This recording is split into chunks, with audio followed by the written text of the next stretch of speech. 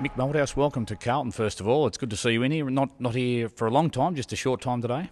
I am, Ian. I'm just drifting in and out. I've still got a lot of work commitments which I want to complete. On board with those people. They've been very good to me, so I'll do that. Nonetheless, there's still a fair bit of work to be done here because trade week, of course, with the training camp, and there's a lot of things to prepare for coming into the... you think the season's finished, it's actually just starting. Speaking of trade week, Mick, already it just seems to be an annual thing in Carlton. We get linked to any player who potentially could leave any other side in the AFL. Are we going to be very active, do you think, during the trade period? Well, the list itself is... I'm quite happy with the list. So we'll be making minimal changes to the list. And no, we're not chasing everybody as much as a lot of people would like to think we are.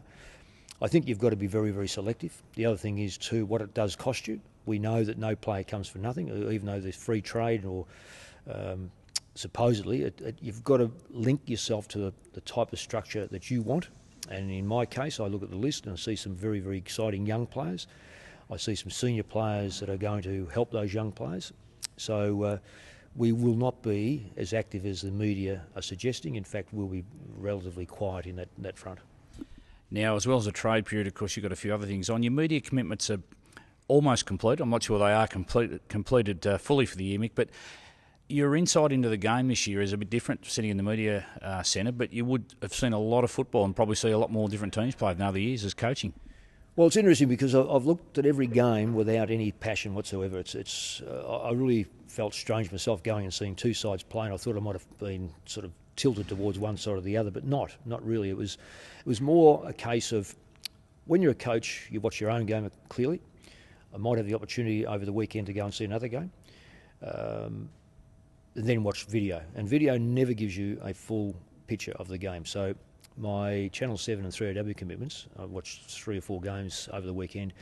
You're seeing games live, and I enjoy watching the chess scenario where you watch the game from behind and you just see what moves are made and how players organise themselves around the football and particularly around defence work. So I don't follow the football, I follow the player, and it's been a real education. Saturday's grand final would have been, I guess I know for Carlton supporters we were sitting here saying that's where we want to be, and it probably a little bit of a reminder how tough it is to get there. A great game of footy and plenty of chess in that game. Well, that was the enjoyable part, just watching how the two coaches went at each other. We know that the teams go at each other, but the two coaches were very, very good in their movements. I don't think anyone out-coached the other one. There's a tendency to say if you win the game, you out-coach the opposition. That's not always the case. In fact, that's rarely the case.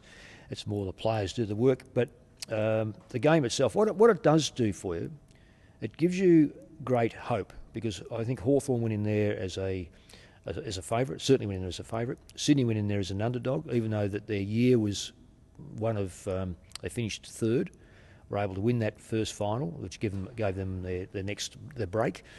But what it does do, it says that the best organised side, the most committed side, have a real chance of making it. Now, it is difficult to win them. It's difficult enough to make it. No one flukes. You might scrape into the 8, but no one flukes into the top 4.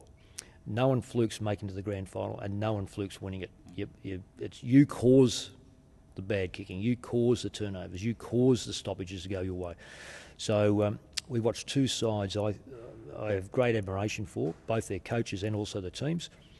But what it is, it's just further evidence that if you can get your group working in one direction, then the sky's the limit. And that's got to be our goal. Well, I know that a lot of Carlton supporters are looking forward to hopefully getting there very soon, Mick, and we're glad to have you on board. Thanks for dropping in today. I know you've got a busy schedule, and we look forward, I know all Carlton supporters look forward to seeing you on board here very shortly and look forward to a really exciting 2013. Well, I've got to say that the Carlton Football Club has got such a wonderful history. Cultures really come and go, and the culture that you create yourself is what we want. But I'm a little bit, probably because I've been in the game for a length of time, cultures are evolved around or involved around, and they evolve from the playing group, your staff, but also very, very much the supporters. And if we're all on board and we're all chasing it together, it makes a wonderful journey.